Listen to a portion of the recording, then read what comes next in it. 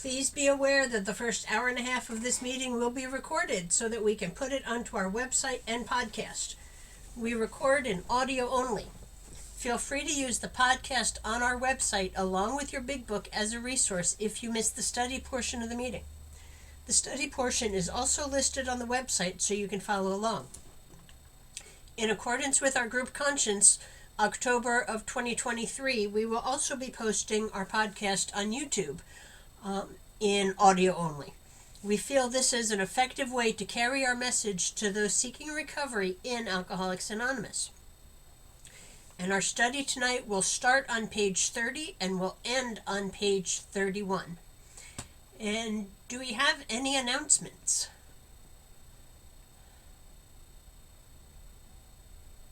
I have one or two.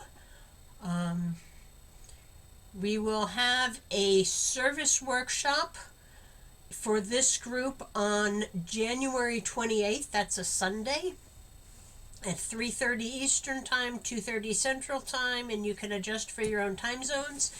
And we will be going over all sorts of ways to get involved in service in this group. And for our home group members, we will have a home group, or we will have a group conscience on March 18th at 7:30 Eastern Time, 6:30 Central Time. Anyone is welcome to attend our group conscience, but only home group members at the time of the meeting are eligible to vote. Are there any other announcements?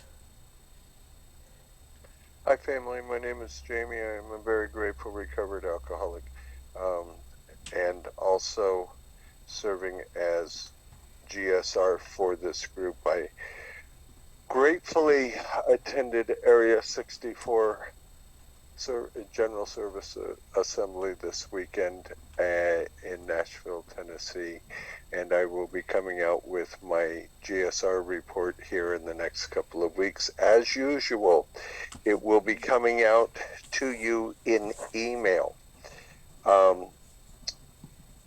along with prior to coming up on our group conscience, we will send out the financial and the secretary report. I would ask that all home group members please take the time to read it if possible when it comes to you in your email, so that way maybe we can dispense with some of the time consumption in the group conscience itself, like the reading of the minutes and so on. It is a joy and honor to be of service of this group, and we have lots of good things going on. So I look forward to filling out my report and sending it in to you. Thank you very much. Thanks, Jamie. Oh, last thing. We have a lot of new folks tonight, and welcome. We are very happy to have you here.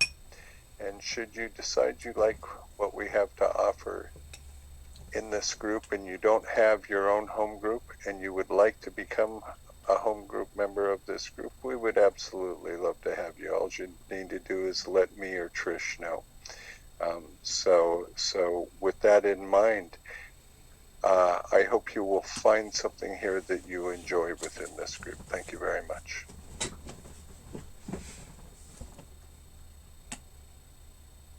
Go ahead, Alyssa. You just muted. Sorry, I thought it was going to sneeze. Good evening, everyone. I'm a recovered alcoholic, and my name is Alyssa. Welcome to the Lewisburg Primary Purpose Big Book Study Group. To prepare for our Big Book study, let's get focused by having a 3-minute moment of silent meditation, followed by our family's fog light prayer. And I'm a recovered alcoholic. My name is Trish. Thanks for joining us tonight. We're going to start the meditation in a minute, so please take a moment to get situated.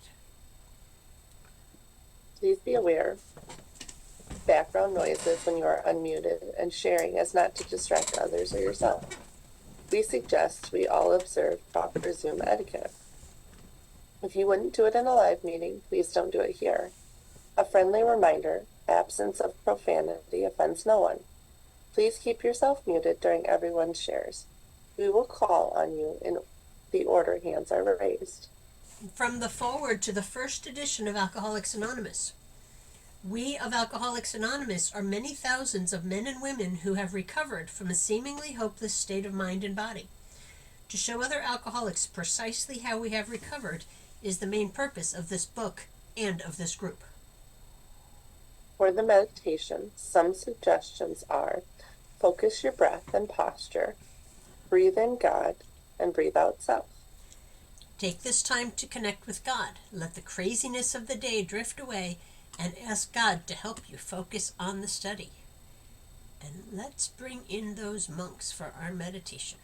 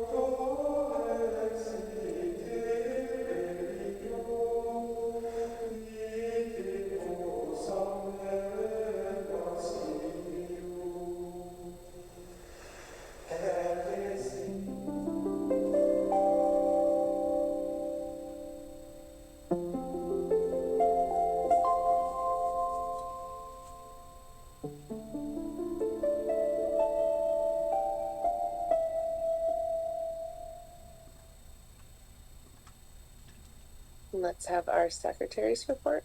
Or no, the fog light prayer. I'm sorry.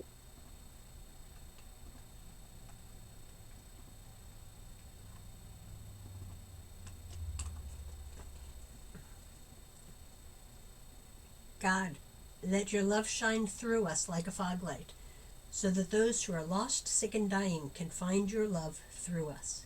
Amen.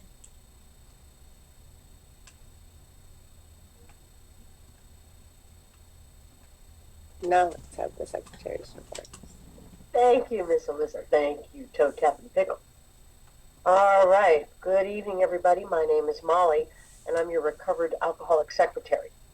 I have asked Kim to read the recovered statement. We read this notice to explain why many people in this group identify as recovered rather than recovering, and what exactly it means to be a recovered alcoholic. There it is, Kim. Take it away. I'm Kim and I'm an alcoholic. Recovered. We are not cured of alcoholism. Recovered but not cured. That presents a conflict to some alcoholics. If we were cured, we would be able to drink responsibly. No, we are not cured. The allergic reaction to alcohol will remain with us for a lifetime, but we have been restored to sanity. That was the problem. The main problem of the alcoholic centers in his mind rather than in his body. Page 23. We are now sane where alcohol is concerned. Consequently, we have recovered. Thank you, Kim. And thank you all for joining us tonight. We meet every Tuesday starting at 5:30 p.m. Central Time with the Gerbil Fellowship Cage, where we chatter for an hour before the start of the meeting. Feel free to bring side dishes to share with the buzzards. Our Big Book study starts promptly at 6:30 p.m. Central Time, And we ask that you be courteous and ready to begin at the sound of the foghorn. We take our Big Book study seriously. Because of this, chat will be disabled during the study. In the 1940s, when the only elements to sobriety were God, a Big Book, and one recovered alcoholic working with an untreated alcoholic, the success rate was as follows. From the foreword to the second edition of Alcoholics Anonymous, age XX. Of alcoholics who came to AA and really tried, 50% got sober at once and remained that way. 25% sobered up after some relapse, and the remainder, those who stayed on with AA, showed improvement. Can we have a show of hands of people joining us for the first time? It could be an electronic hand as well as... Welcome, all right, so we've got Kim and Kim Debbie and Debbie Corey. and Corey and who else? 1, 2, 3, 4. And but I don't know how to raise my hand. Sorry. All right. Welcome, Ann and Tina. Wow, we've got a lot of newcomers tonight. Welcome, folks. It's really good to have you. We have several welcome. I'm sorry, Jamie, what? I said we have several welcome. That we do. Okay, can we show, and then the recovered alcoholics, if you wouldn't mind raising your hand. All right, these are your potential sponsors. Is anyone celebrating a milestone this week? A day, a month, week, a year? Okay. If you should require a big book of your own, we have large print editions available that can be sent to you by buzzard mail, delivery time questionable. Please remember to practice our 7th tradition by donating to the group address, Venmo, or PayPal posted in the chat. Our suggestion is to purchase a big book and take an untreated alcoholic through the program of recovery. Please visit our website posted in chat. Thank you, and see you next week. Thank you, Molly. And from chapter 2, there is a solution. The tremendous fact for every one of us is that we have discovered a common solution. We have a way out on which we can absolutely agree and upon which we can join in brotherly and harmonious action. This is the great news this book carries to those who suffer from alcoholism. This is an open meeting, and as such, all who have an interest in alcoholism and our program of recovery are welcome. Because this is an open meeting, you do not need to identify yourself, nor your reason for being here, if you do not wish to do so. Your anonymity will be protected. We ask that you protect ours. While this is an open meeting, membership in this group is limited to those who wish to recover from alcoholism and have a desire to stop drinking for good and all. Each member of Alcoholics Anonymous is a potential sponsor of a new member and should clearly recognize the obligations and duties of such a responsibility. So before we begin the study of the Big Book, last week we reviewed tradition. Trish, you're going to have to help me on this. 9. So tonight we're going to take a quick look at tradition 10. Please refer to page 562 of Alcoholics Anonymous. Come on in, Heather. Heather, yes. Hello, I'm Heather. I'm a recovered alcoholic. Tradition 10, the short form. Alcoholics Anonymous has no opinion on outside issues. Hence, the AA name ought never be drawn into public controversy. The long form. No AA group or member should ever, in such a way as to implicate AA, express any opinion on outside controversial issues, particularly those of politics, alcohol reform, or sectarian religion. The Alcoholics Anonymous groups oppose no one concerning such matters. They can express no views whatever. So for myself, personally, I don't talk about outside issues when I am sharing my experience, strength, and hope. I try to stick to the solution. If I need to talk about any outside issues for whatever reason, I take that up with my sponsor or somebody in my sponsorship family. I don't take sides on outside issues, nor do I expect anyone to believe as I do. God's taught me to stay on my side of the street. AA has taught me that I could recover if I stuck to the singleness of purpose. So I don't believe how I vote or what my other beliefs are make me any more or any less useful. My only job here is to put my recovery and to share my story with others through my experience, taking others through the pages of the big book and right into the steps and to God, whatever that conception may be. Everyone's beliefs are their own. I don't need to declare a stance, but just to stick to the message of what is found in the 164.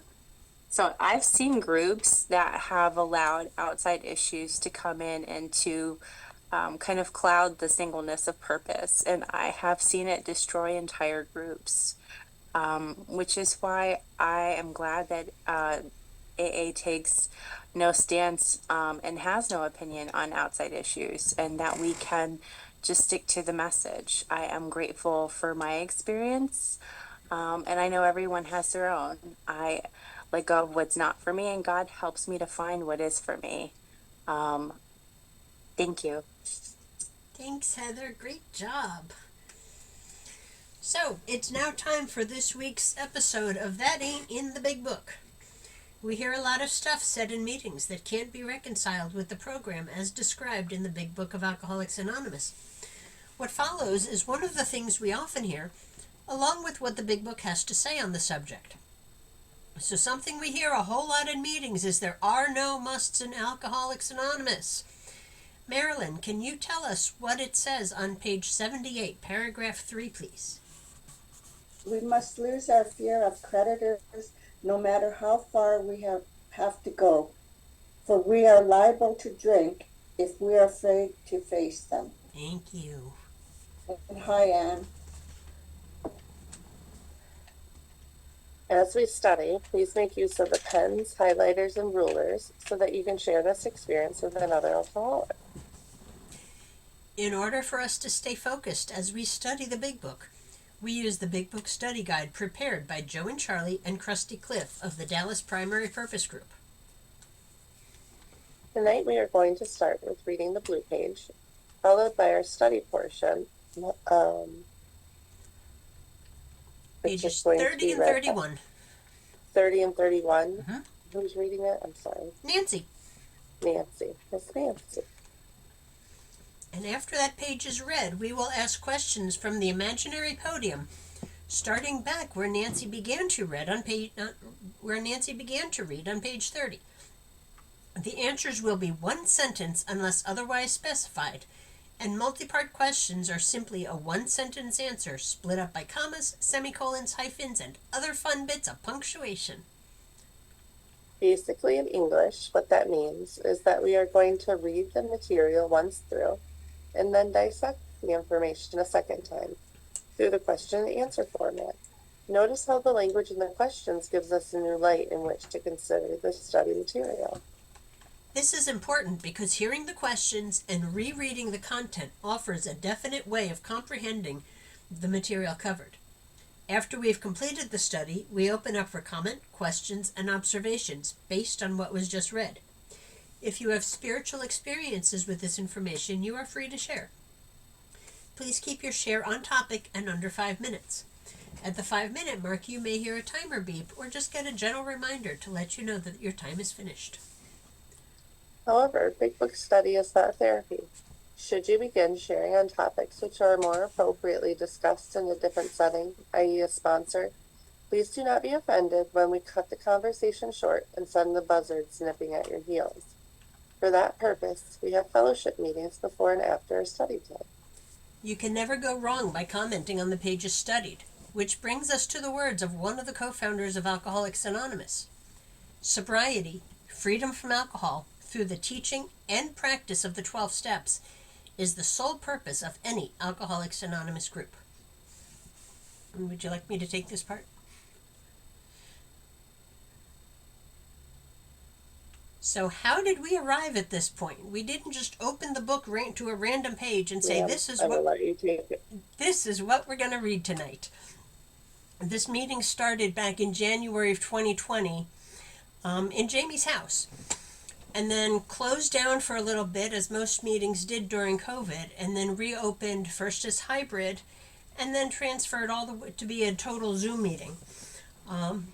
And we start reading when we start each year or each session through the book. We start on the title page with our first promise, the story of how many thousands of men and women have recovered from alcoholism. And then we go through the foreword, the prefaces, the doctor's opinion, Bill's story. We read all of the chapters all the way through page 164, line by line, sentence by sentence. And then we also look at Dr. Bob's Nightmare. We visit with the traditions for 2 weeks, and we spend 4 different weeks where we go into Appendix 2, Spiritual Experience. The first 3 times are as part of the study when there's a footnote referring us there. And then our final week of the study, week 94, we do a standalone week just of the spiritual experience because, that's a big important part of the program. And then once we finish that, we go all the way back to the beginning and we start all over again. So we are now in the middle of our 3rd season, and every time we go through it, I learn more stuff, and I hope you continue to join us as well.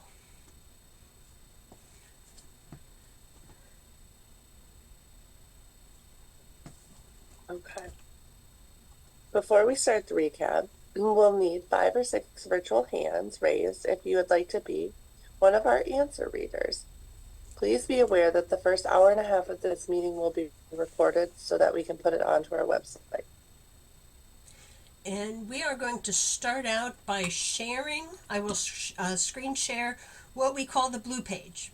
And it's called the blue page because it's written in blue ink. And what it does is it gives us a little bit of history and background on the chapter that we're starting. So each time Alcoholism. Go ahead, Alyssa. As we study Chapter 3 more about alcoholism, we will indeed learn more about alcoholism.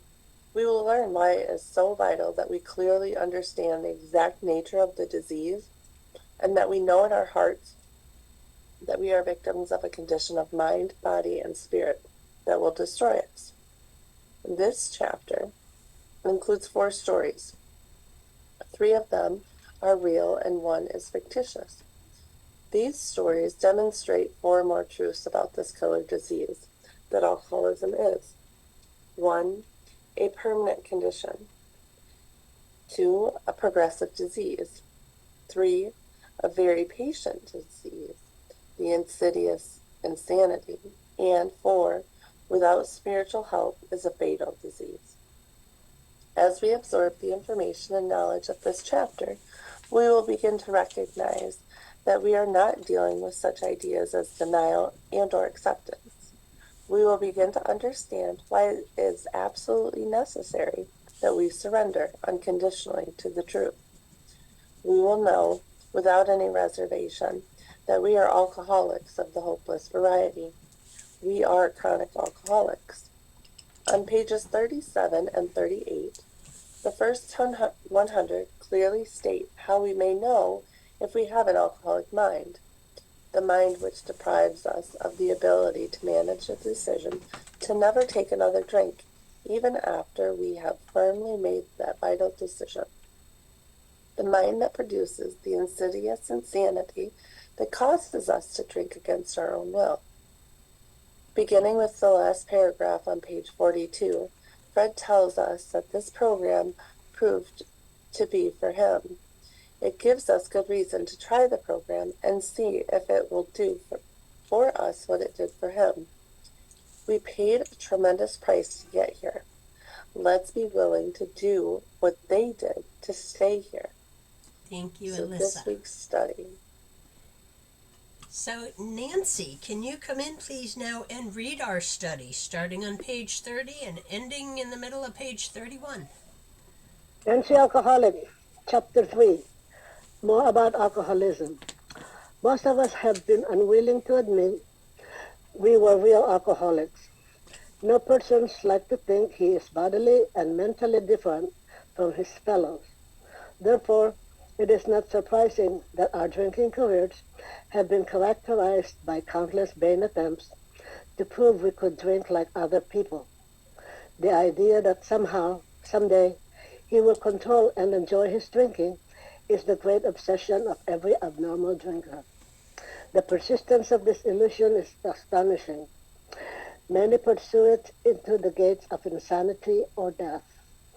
We learn that we had to fully concede to our innermost selves that we were alcoholics. This is the first step in recovery. The delusion that we are like other people, or presently maybe, has to be smashed. We alcoholics are men and women who have lost the ability to control our drinking. We know that no real alcoholic ever recovers control. All of us felt at times that we were regaining control, but such intervals, usually brief, were inevitably followed by still less control, which led in time, sorry, was not,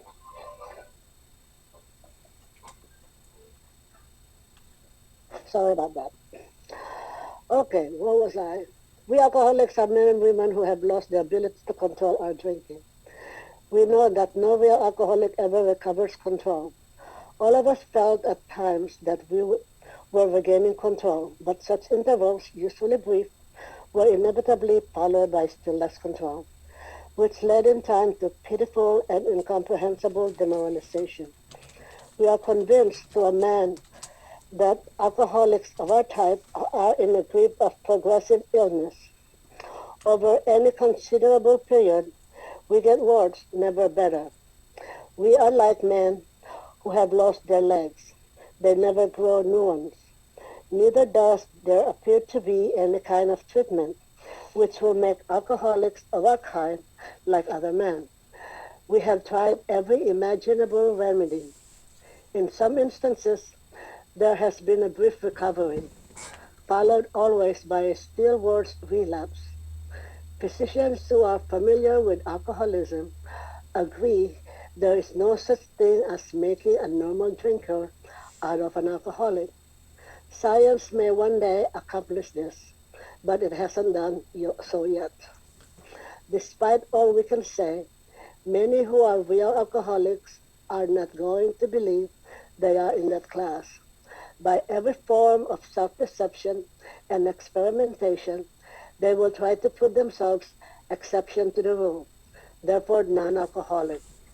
If anyone who is showing inability to control his drinking can do the right about face and drink like a gentleman, our hats are off to him. Heaven knows we have tried hard enough and long enough to drink like other people. The Thank end. you, Thank you. Nancy. Thank you for your service. We're now going to go back to the beginning of page 30, the beginning of the chapter where Nancy started drinking. Or where Nancy's, oh my goodness, where Nancy started reading. And I will be reading questions out of the script that we have from Joe and Charlie and Krusty Cliff, and the answers to each question will be that portion that Nancy just read, line by line. So our batting order tonight will be Aaron, Jamie, Kenny, Nancy, William, and Jim. So Aaron, you get our first question. What are most alcoholics unwilling to admit? Most of us have been unwilling to admit we were real alcoholics. Thank you. And Jamie, what would nobody like to think? Good evening, family. My name is Jamie, grateful recovered alcoholic. No person likes to think he is bodily and mentally different from his fellows.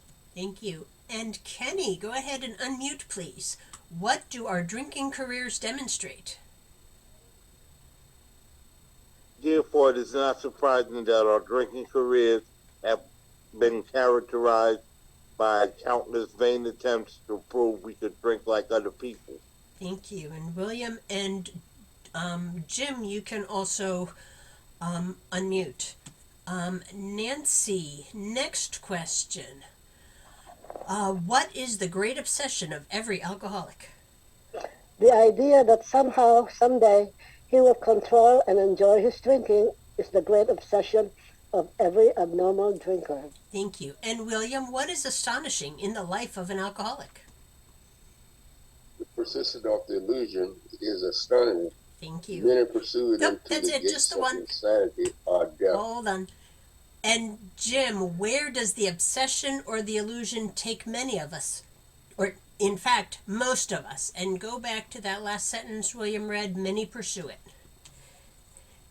Many pursue it into the gates of insanity or death. Thank you.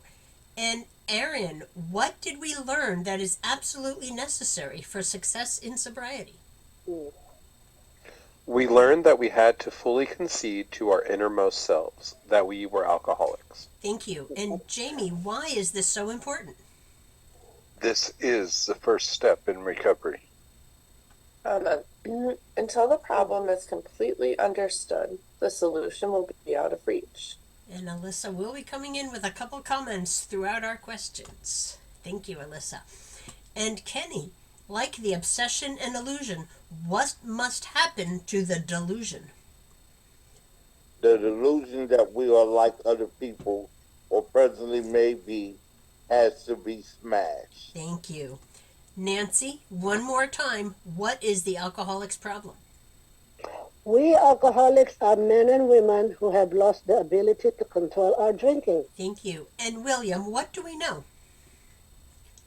We know that no real alcoholic ever recover control. Thank you. And Jim, a two-part question. What have all of us believed on occasion, and where did this lead us?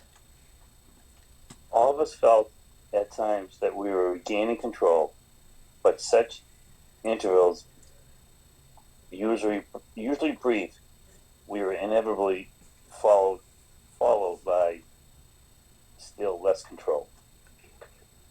Keep going. And which led us in time to pitfalls and the incomprehensible demoralization. Thank you. Comment. Is hitting a bottom a combination of spiritual, emotional, and physical events? Is it a bankruptcy in every area of my life? When am I ready to put the shovel down? Each individual must find their own bottom sufficient enough to lead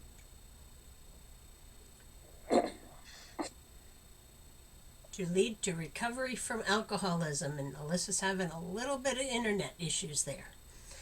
So, Aaron, back to you. Of what are we convinced? We are convinced to a man that alcoholics of our type are in the grip of a progressive illness. Thank you. Will it get better, Jamie? Over any considerable period, we get worse, never better. Thank you. And Kenny, a two-part question. Who are we compared to, and why? We are like men who have lost their leg. They never grow new one. Thank you. Neither does Oh, the that's fear. it. That's it. And Nancy, what treatment will let us become like other people where drinking is concerned? Neither does there appear to be any kind of treatment which will make alcoholics of our kind like other men. Thank you. William, how many remedies have we tried? We have tried every imaginable remedy. Thank you. And Jim, another two-part question for you. How have some of us found what we believe to be recovery, and what always followed this newfound hope? In some instances, it has been a brief recovery, followed always by a still worse relapse. Thank you. And back to you, Aaron. On what do knowledgeable physicians agree? Physicians who are familiar with alcoholism agree there is no such thing as making a normal drinker out of an alcoholic. Thank you. And Jamie, has science been able to come up with some pills that will fix us? Science may one day accomplish this, but hasn't done so yet. Comment. While science has developed many medications which can assist with the cravings, there has never been a medication developed to solve the allergy problem in the alcoholic. The allergy will be with us for a lifetime. Thank you, Alyssa. And Kenny, despite all we can say, what is not going to happen? Despite all we can say, many who are real alcoholics are not going to believe they are in that class. Thank you. Nancy, what do we try to prove and how do we try to prove it? By every form of self-deception and experimentation, they will try to prove themselves exception to the rule, therefore non-alcoholic. Thank you. And William, what will we do to the alcoholic who learns how to drink responsibly?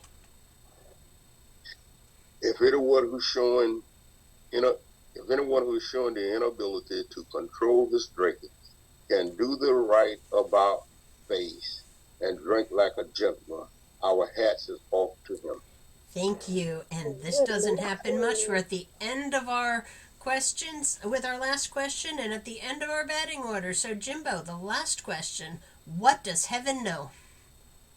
Heaven knows we have tried hard enough and long enough to drink like other people. Thank you.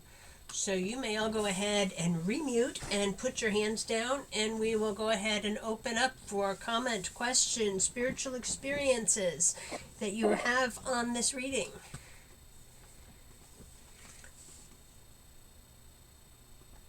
And who would like to jump in first? I'll jump in. Hi, Jim. Thanks. How you doing, everyone? So my name's Jim, an alcoholic. A lot of this really is, I can really relate to a lot of this. And actually, just the last question, Trish, like you said, you can. The more you read it, the more you learn. And to be honest, it's been a while since I picked up the big book. To be honest with you, everyone here, but I'm so glad I'm here and picking up again. And I actually rejoined my Monday big book step study, so it's pretty good. But I love this meeting, I really do. And the question format, heaven knows we have tried hard enough and long enough to drink like other people. When I just read that, I can remember as a teenager in my early 20s, always going, I'm going to just drink tonight like a normal person. I'm not going to get drunk. I'm not going to black out. And, I would wake up the next day and, what happened? I could never drink like a normal person. And no matter how much I tried.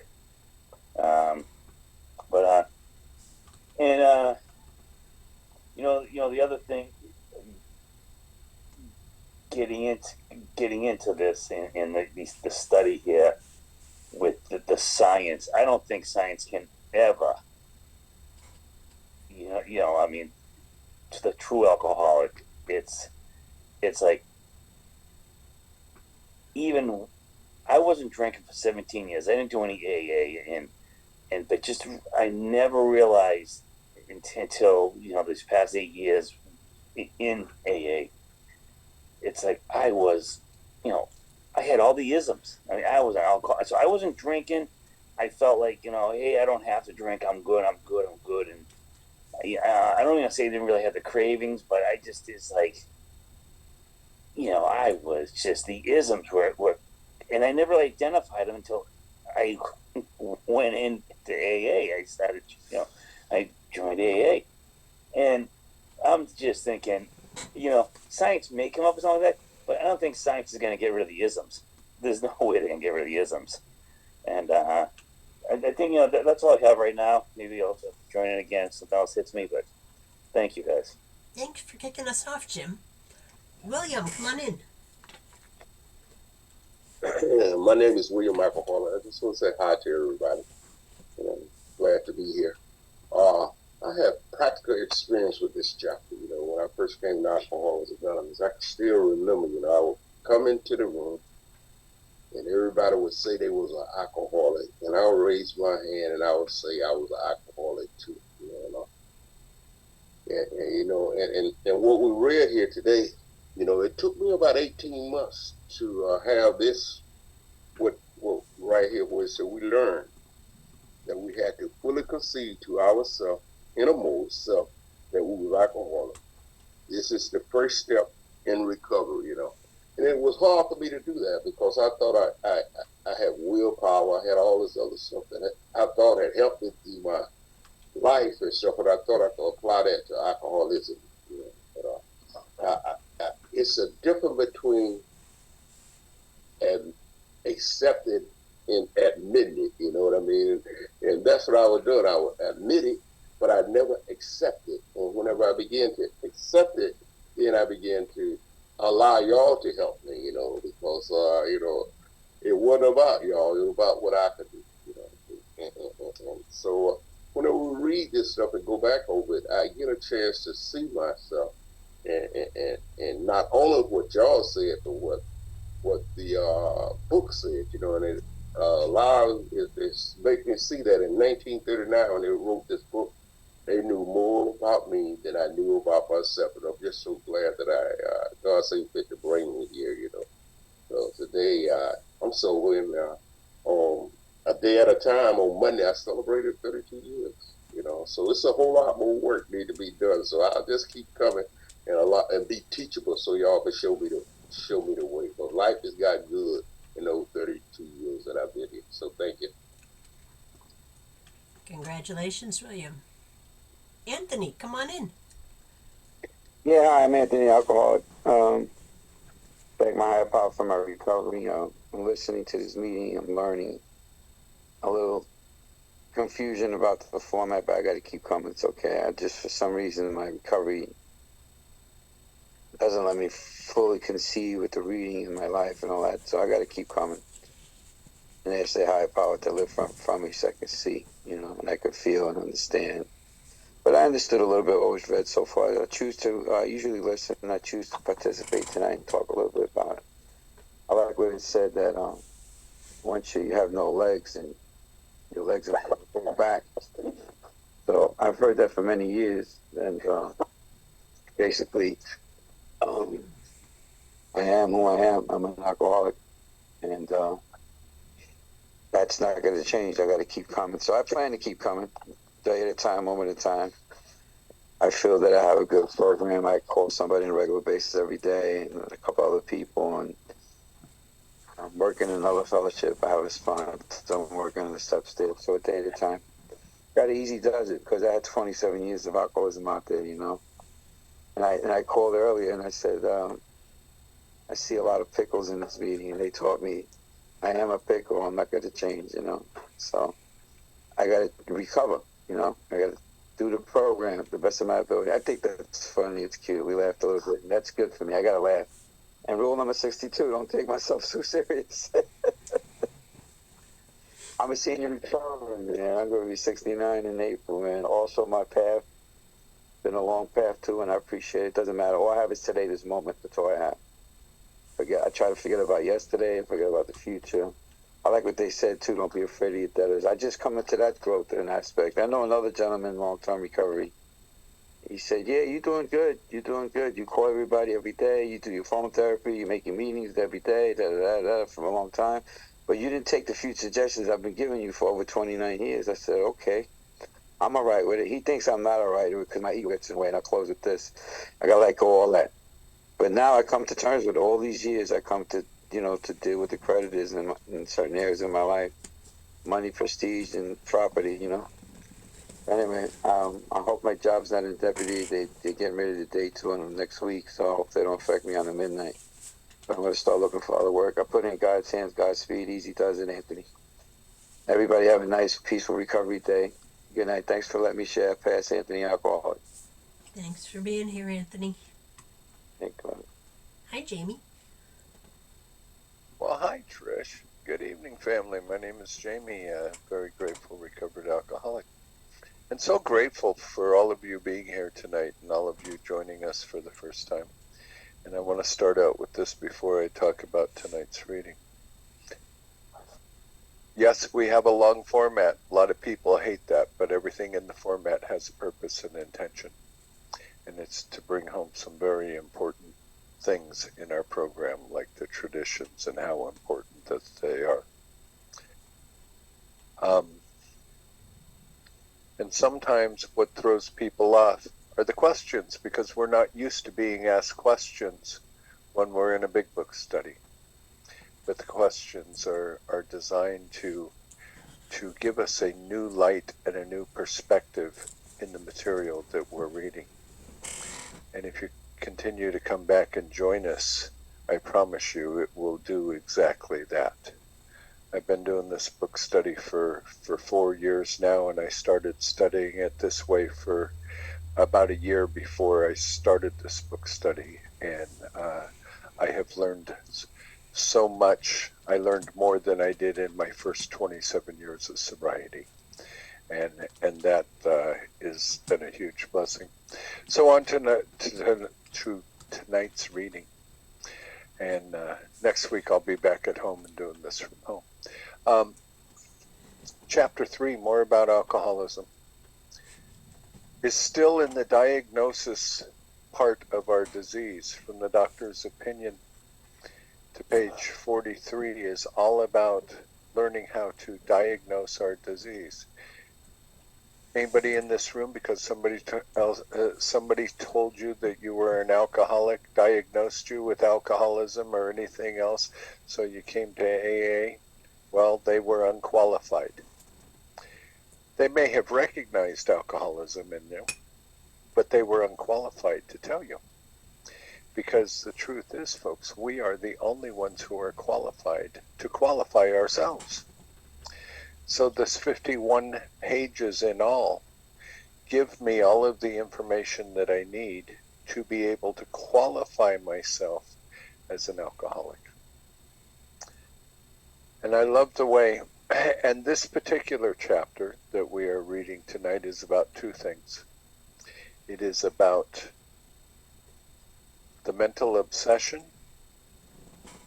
and untreated alcoholism, and we will see more of that as we go through the stories.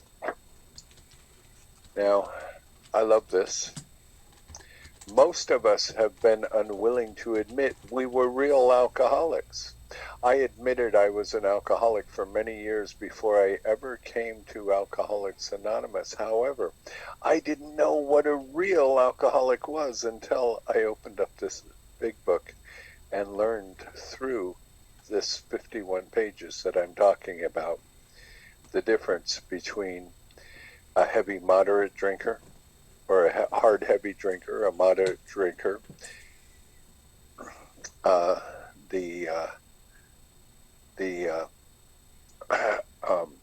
periodic alcoholic, and the real alcoholic of the hopeless variety like I am. And that's who our book is really written for.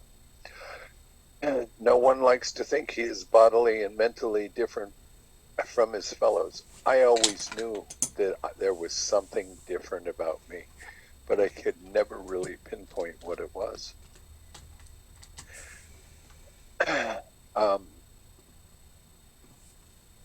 Therefore, it is not surprising that our drinking careers have been characterized by countless vain attempts to prove that we could drink like other people. Boy, did I try and prove that for 23 years consecutively, day in and day out. And you know what? I never drank like anybody else. Most people I could outdrink.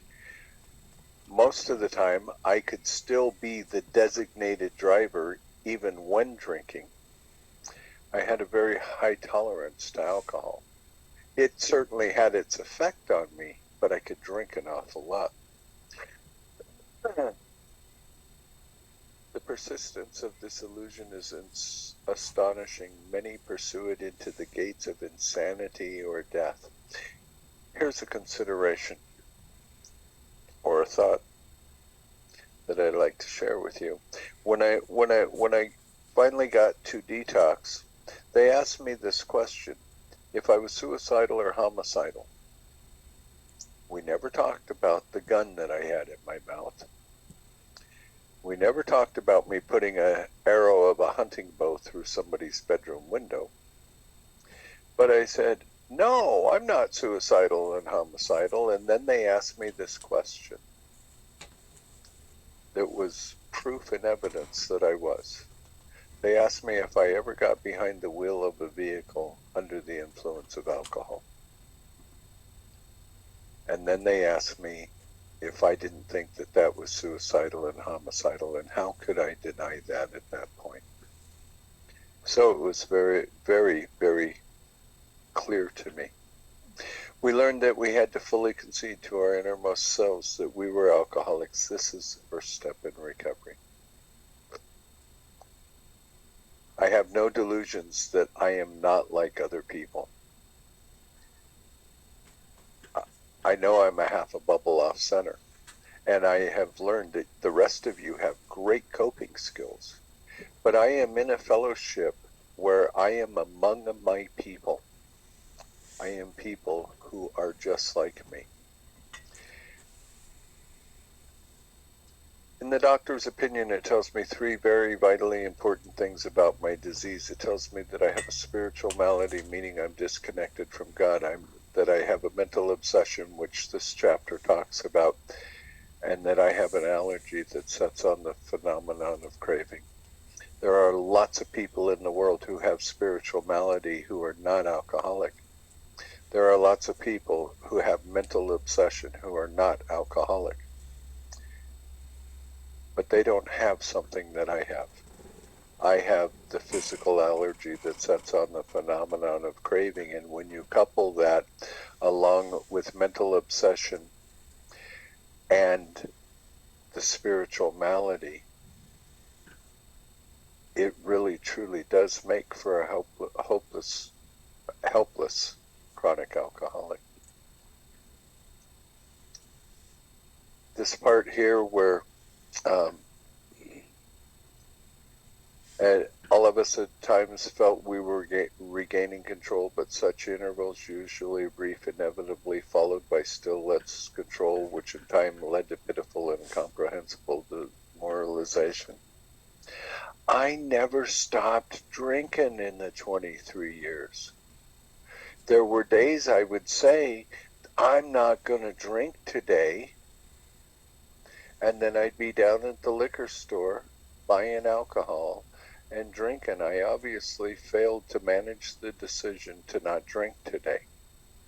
So I never had those brief periods of sobriety. Never knew what that experience was. But the progression of my disease, and this chapter also shows us the progression, kept progressing, and I kept getting sicker and sicker and sicker and deteriorating more and more. I love this part. Art knows this to be true.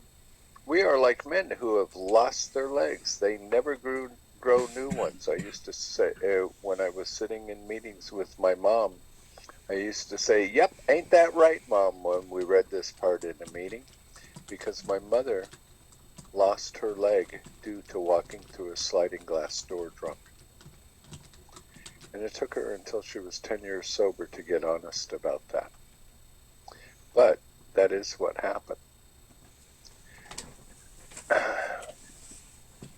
There is no kind of treatment which will make alcoholics of our kind like other men. In my journey in Alcoholics Anonymous, what I have discovered is I don't want to be like other men. I have discovered a spiritual solution that is so wonderful and so powerful what it has done for me, and finding the God of my experience and finding myself through that relationship is it has made me the man that I am supposed to be instead of being like somebody else. And that has become one of the greatest blessings of my life. We have tried every imaginable remedy. In some instances, there has been brief recovery, followed always by a still worse relapse there again. I never sobered up. I like this one. Physicians who are familiar with alcoholism agree that there is no such thing as making a normal drinker out of an alcoholic. But you know what? A normal drinker can most certainly turn into an alcoholic if you keep shoving booze down your gullet. At some point in time, we oftentimes cross that invisible line. Science may one day accomplish this, but hasn't done so yet. And I've given this some thought over the years, you know. I know since I got sober in 1990, they've tried to come up with pills, and they've tried to do this and different things. And that would be fine and all. But there's something I would have missed if I could just take a pill. I would have missed this beautiful experience with you guys. I would have missed taking a pathway that led me to a relationship with God. I would have missed a spiritual experience and spiritual awakenings along the journey that have changed my spiritual DNA on the inside. I will never want to pronounce myself non-alcoholic. However, through the work in this book, I have recovered from a hopeless state of mind and body. And that is the promise of this book, many times over. So I no longer have to live under the lash of alcoholism. And I was hoping my long talk would get some of you to raise your hands. So now I'm going to shut up so that maybe it will motivate some of you, or Trish is going to pick on you because she knows how to do that. Thank you. Love you all. Have a blessed night. Thanks, Jamie. Hi, Aaron. Hi, good evening. I'm Aaron. I'm a very grateful recovered alcoholic. It has been a while since I've shared here. It has been a while since I've been fully engaged, and it feels good. So thank you for letting me share this evening.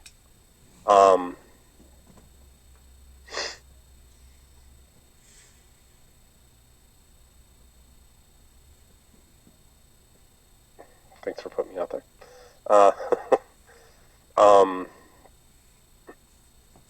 I like the it's a progressive illness, because I was looking back as Jamie was sharing. It gets worse and never better, and every time I picked up a drink, I either lost another friend or a family member, and a piece of myself. You always lose something, and it's never good. And the last time I was out, I was on the verge of losing my home. I've already lost my job. I had no money, and nobody was willing to help. And it's not that they were really willing; it's what I've done. And it was wild. And I was thinking tonight about something. One of the first things that Jamie ever said to me. He was like, what do you want out of all of this? And I was like, I want to get my old life back. And and he was like, I can't put it in the context, but it was like pretty much like, why would you want your old life back? Your old life was alcohol and drugs for the most part of your life. Why would you want that back? And that really hit hard with me. And in that, with you guys and my higher power in this group, and I can definitely do better. I wouldn't trade the life that I have built today because of it. And that's all I got. So thank you for letting me share. Thanks, Aaron. Who is next? And if I don't get hands, I do know everybody's name.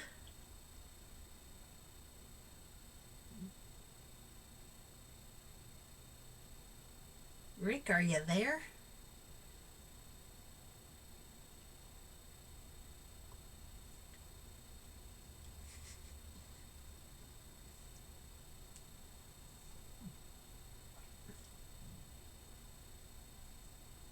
Hi, Rick. You want to come on in?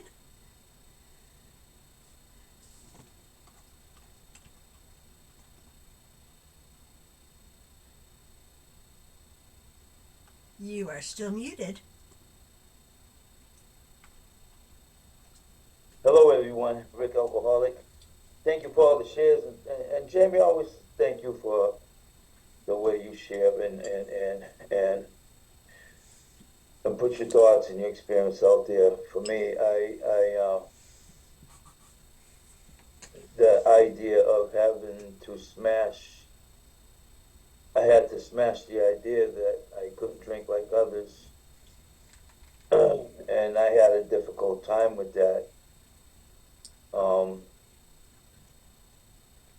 Because to this day I still have the friends that I drank with, but they no longer drink the way they used to. You know, they've grown older. They have retired like me. They are grandpas like me. And if they can open a beer or have a drink, that's what they do. To this day, I still can't do that. I didn't want to give that up.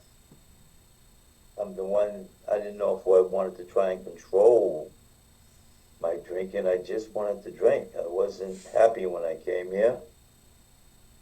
But as I continued on in this program, the ears started to open up, and listening to others, and with my first sponsor, and who always tried to smash the idea into my head to, will you just ask him, because you know I believed in a God. I never came here, I never believed throughout my life that he's a punishing God. I did take blame, and I knew I was a cause of a lot of the mess, so my fourth step was not easy to put on paper. I mean, it was not hard to put on paper. And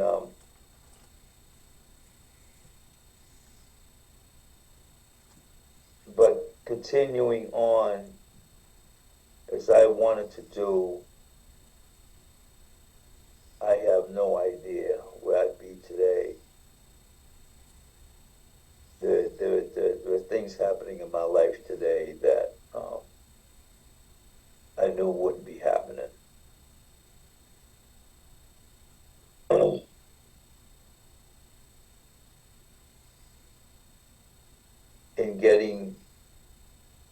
In getting together with others, always working with others. Now in my life today, I have the opportunity to bring this book once a week on a Monday morning to a group of guys in a recovery home, and many in the program have joined in.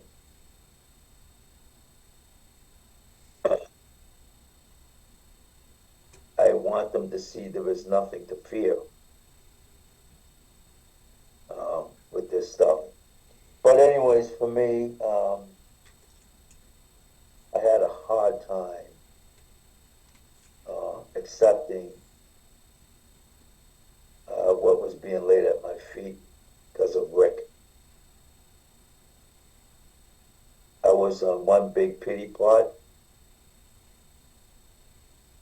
I still describe every once in a while, baby still wanted his bottle.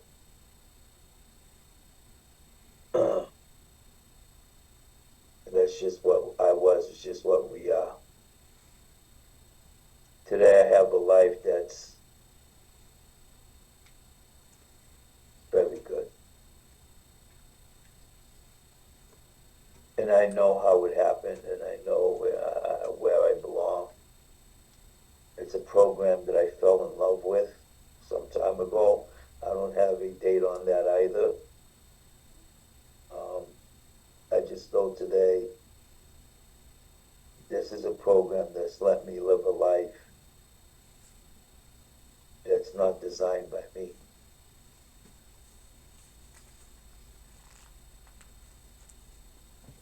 Homicidal and suicidal,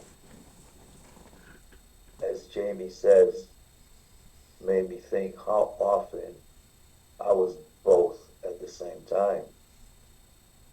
I drove with kids in the car when I was drunk.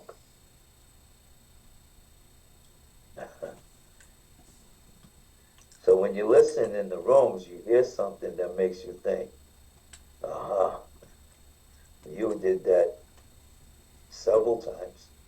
You were being homicidal and you were being suicidal at the same time. Even if nobody was in the car with me, there were other drivers on the road with me. So maybe realize that just now by listening to someone else talk about that. God had me. I know that. I once had a permit to carry a gun in the state of Massachusetts. And I drove around with that gun while I was drunk. And one thing happened one day. I stopped taking the gun with me. It wasn't planned. It just stopped. He got to me somehow, in his way. So, yeah, anyways, thank you. Thank you, Trish. Thanks, Rick. I'm going to finish putting my little thing together here. I am going to go ahead and jump in, and then I will go back to Anthony unless we've got other hands coming up. I'm Trish, and I'm an alcoholic. And, I really, I was that person on page 30. Not wanting to admit I was an alcoholic. Not wanting to admit I was different from everybody. Trying to find ways that I could drink like everybody else. And lying to myself. The delusion, the lie that I can drink like somebody else, that I didn't lose control of my drinking. And I lived that lie and convinced myself that somehow, someday, I was going to learn how to drink like everybody else again. Not realizing that that wasn't going to happen.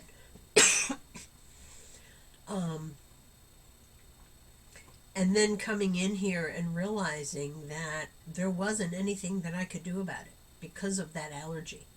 It wasn't a matter of willpower. It wasn't a matter of I'm not drinking the right stuff. I'm not drinking at the right time. But once that allergy took hold, there was no way that I was going to be able to stop and drink like other people. If science comes up with a way that we could, I wouldn't want to. Because like Jamie has said, and I've shared when we get to this section, other seasons, other years, I would not want to lose what I have with the people that I have in these rooms. Even if science one day said I can safely drink, my life is too good today.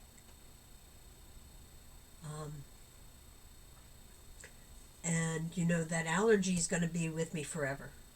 And I have conceded that to my innermost self. Whereas for years, I kept wishing and hoping that maybe I was that person the doctor's opinion talks about, where if I had enough time without drinking, maybe I can drink safely again.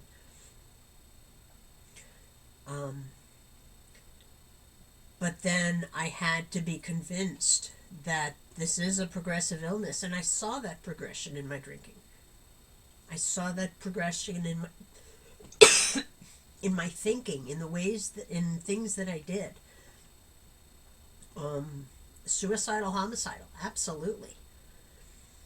And always trying to chase that first time out, and not understanding that I was never going to find it again. But once I finally conceded to my innermost self that I was an alcoholic, and that wasn't going to change, and rather than trying to be different, I joined in with everybody else and saw where I was similar to everybody else in here. I I don't remember who said it, but might have been William, talking about the difference between admitting and accepting. I could admit I was an alcoholic. I couldn't accept that I was an alcoholic. And I needed to be able to accept it in order to make the changes in my life necessary to put that drink down, be willing to start taking these steps, and be willing to start working with other people. Once I stopped lying to myself, once I lost that delusion that one of these days I'm going to be able to drink like somebody, like other people, that's when my life began. And that's when I was able to move forward in my life, in my sobriety, in my relationships with God and with other people. But as long as I was still focused on when am I going to be able to drink again, I was always going to be stuck in that spot. And once I learned to live without being so focused on can and if I drink again, and I started living right here, right now, where I was, I started recognizing how wonderful life is.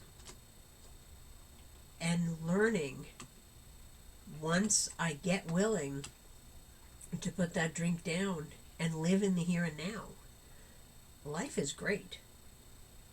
And I would not want to give up what I have right now for the off chance that maybe I could pick up, maybe I can't. I don't want to take that risk. I don't want to lose what I have. I am very happy right here where I am. Anthony, come on in, and then Anne, your hand was up and went back down, but when Anthony's done, you can come on in.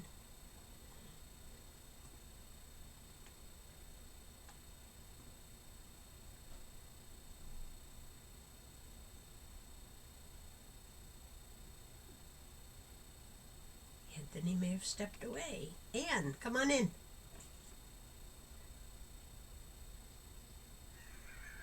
Hi, I'm Ann. I'm an alcoholic. I just go ahead, Anthony. Give me a minute to collect my thoughts. Go, boy. go. No, you go ahead. I gotta eat dinner. I'll pass. Go ahead. Thanks. I am back in the program after several years of sobriety, and I just am on that cusp of incomprehensible demoralization. I had these tools, I used these tools, I worked this program, and then I stopped. And I just wanted to say that hearing you guys talking about your strength, experience, and hope has given me hope that I can also get back on the right track. And this community here is it's so beautiful. It's my second Zoom meeting ever, and I thank you all. I just thank you all so very, very much for being here, for listening to me, for sharing what you have. And I'm very, very grateful. That's all. Thank you, and glad you are here. We've got a bunch of other meetings that were put in the chat earlier by Shayna, and a lot of people put their numbers in the chat. Go ahead, take a screenshot, and feel free to reach out to any of us at any point.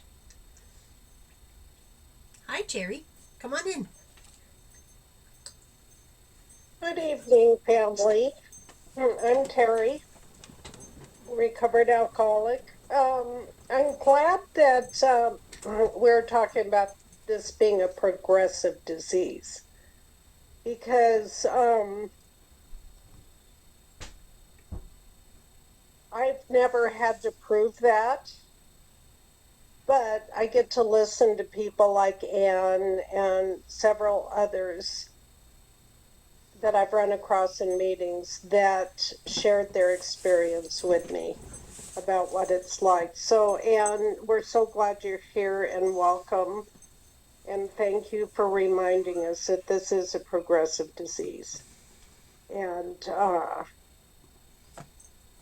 William, happy birthday. Oh my gosh, I was hoping we had a chip for you and we could all sing and that I am so pleased and I'm so glad that over the last 3 years we've got to know each other. I've got to watch you bloom. I love it.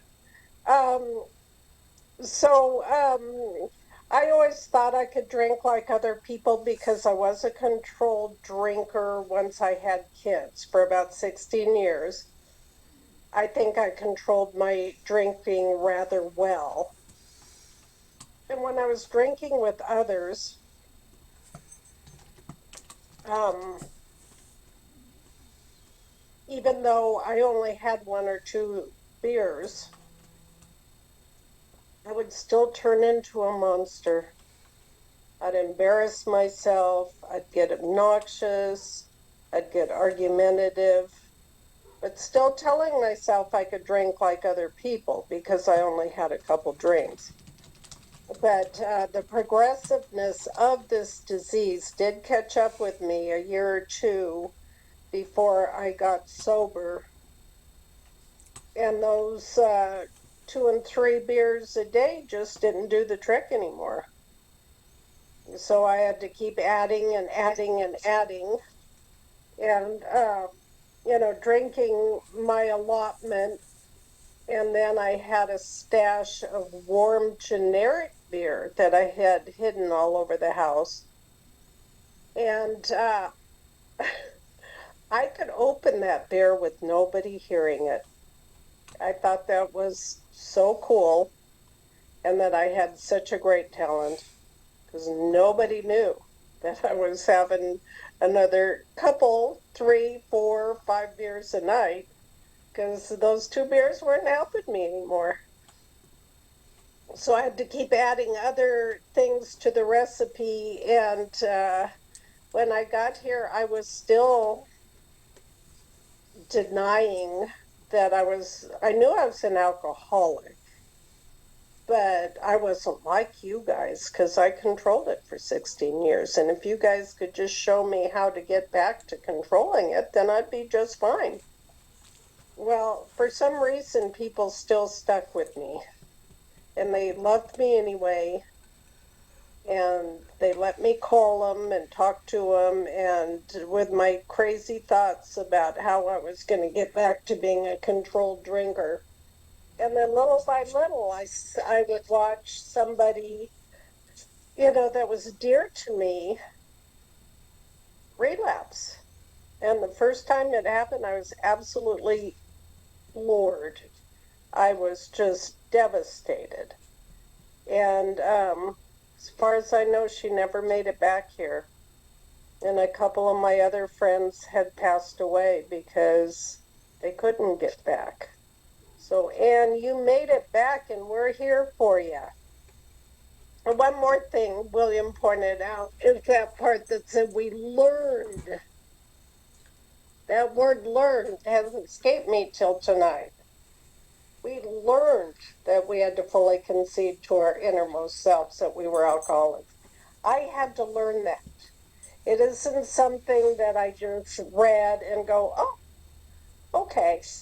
No, no, no. I had to learn it. And I had to go to many, many meetings. And a lot of the meetings here in California, we read this first part of chapter 3, or the whole thing is read at meetings. And it took me, no, it isn't the whole thing, but the part that goes to ad infinitum on the, it'll be next week. But, it took me a long, long, long, long time to even have any idea what they were talking about. So, Anthony, I get you there. I'm with you there. But the more I came around, the more I learned. So that's a real important word, and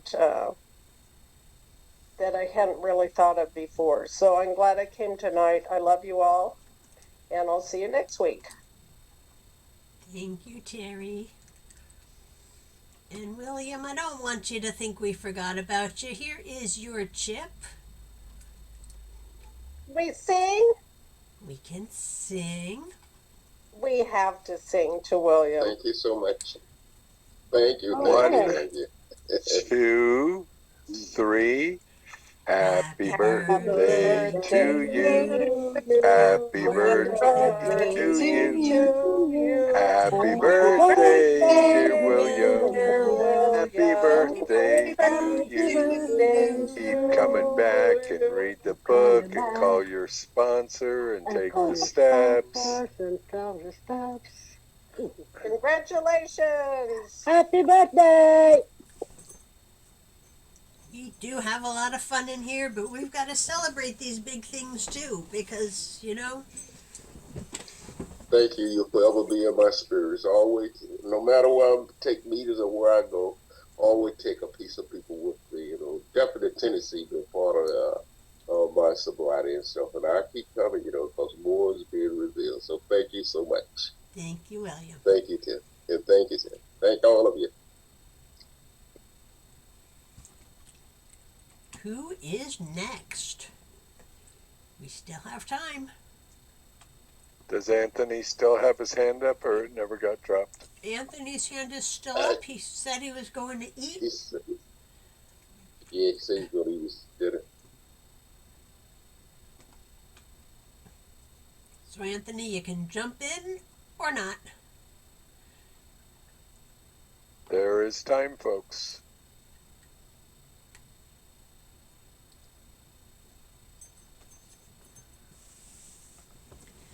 Well, Stephanie, how about you? You knew that was coming. Absolutely, I did. Yeah. I was just thinking about this, how relatable this is here. And if there was any doubt whatsoever in your mind whether you were alcoholic or not, once you read this, you would have to be deep in the river of denial, the denial river, not to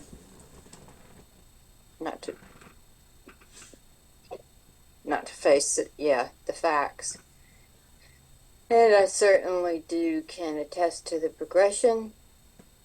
I think it was Terry talking about, I had long-term sobriety when I became pregnant, 14 years. And it was just no program.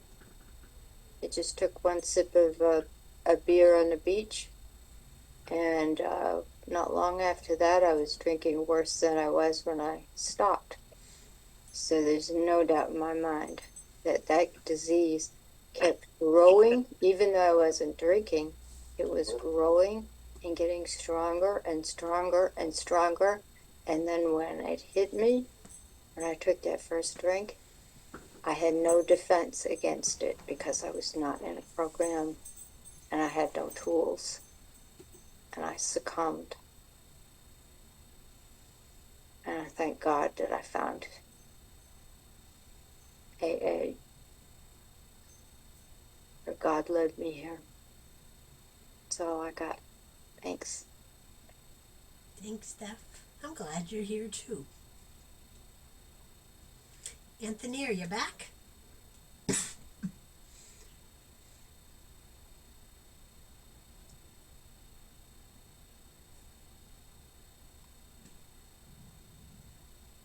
How about Heather? Are you there? Did you say me? Hi, Marilyn. Hi, my name is Marilyn, and I'm a recovered alcoholic.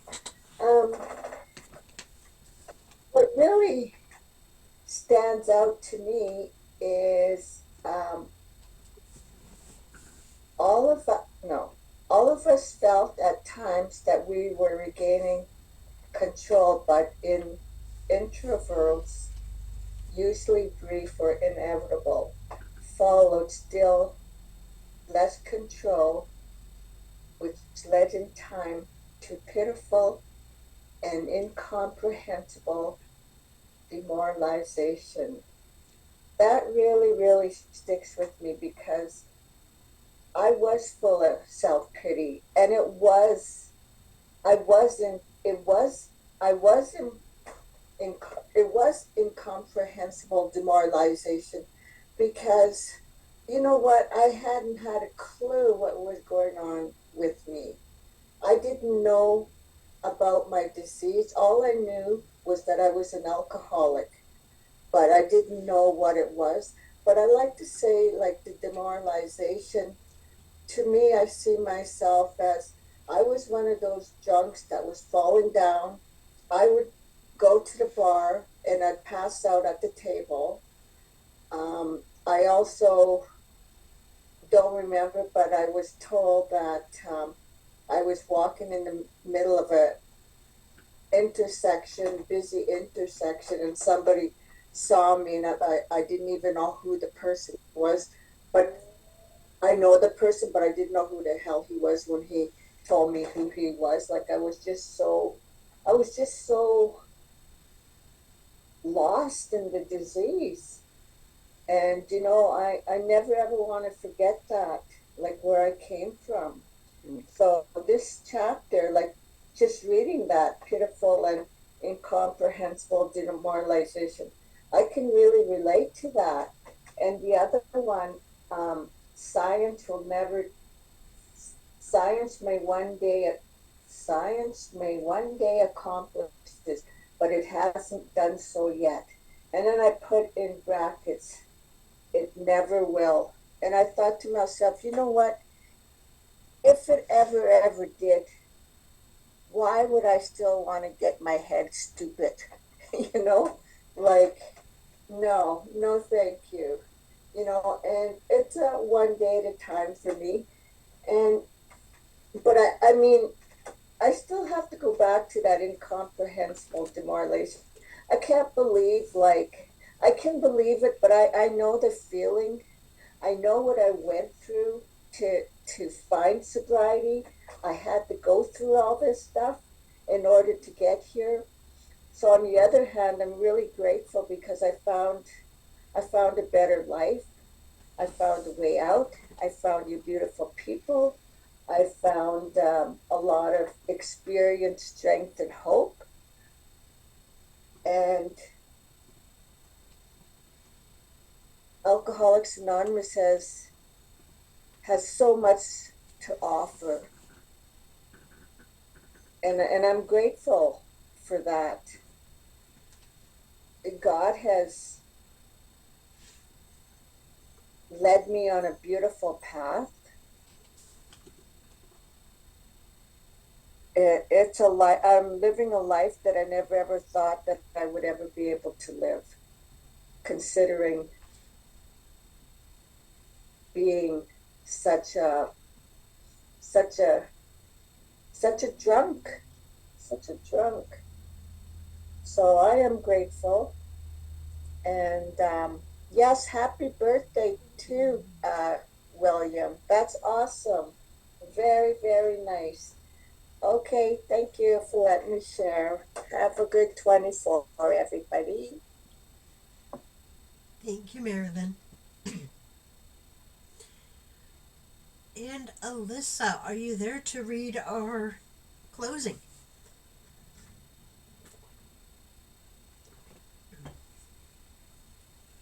If she's not available, I am. I was going to. She just said that she's still having internet issues and can't hear clearly. So if you could do that, I would appreciate that. It would be my joy and honor. Thank you very much. And thank you, Alyssa and Trish, for covering my portion of the meeting tonight. And thank you again to everyone for being here. Our book is meant to be suggestive only. We realize we know only a little. God will constantly disclose more to you and to us. Ask him in your morning meditation what you can do each day for the man who is still sick. The answers will come if your own house is in order. But obviously you cannot transmit something you haven't got. See to it that your relationship with him is right, and great events will come to pass for you and countless others. This is a great fact for us. Abandon yourself to God as you understand God. Admit your faults to him and to your fellows. Clear away the wreckage of your past. Give freely of what you find and join us. We shall be with you in the fellowship of the Spirit, and you will surely meet some of us as you trudge the road of happy destiny. May God bless you and keep you until then. Thank you, Jamie, and thank you everyone who has come and shared and just been here with us tonight. And again, a special thanks and welcome to those visiting us for the first time, and I hope we see you come back again. And we have a really neat way of closing out our meetings. Since we can't be in the same room where we stand up and can hold our meeting or hold our hands around the table, we hold our hands up in the screen, and that's our way of holding hands and connecting on Zoom. So feel free to join us with that if you'd like. And we'll take a moment of silence for those still suffering inside and outside of these rooms, especially those who may die tonight, because either they haven't found their way to us or they found what we had and then walked away. So we'll take our moment and then follow that with the Lord's Prayer.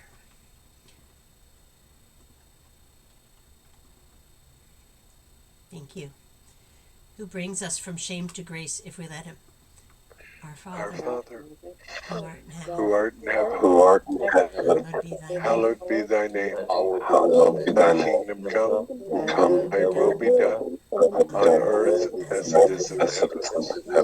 Give us this day our daily bread, and forgive us our trespasses, as we forgive those who trespass against us. And lead us not into temptation, deliver us from evil. Thine is the kingdom, and the power, and the glory, forever and ever. Amen.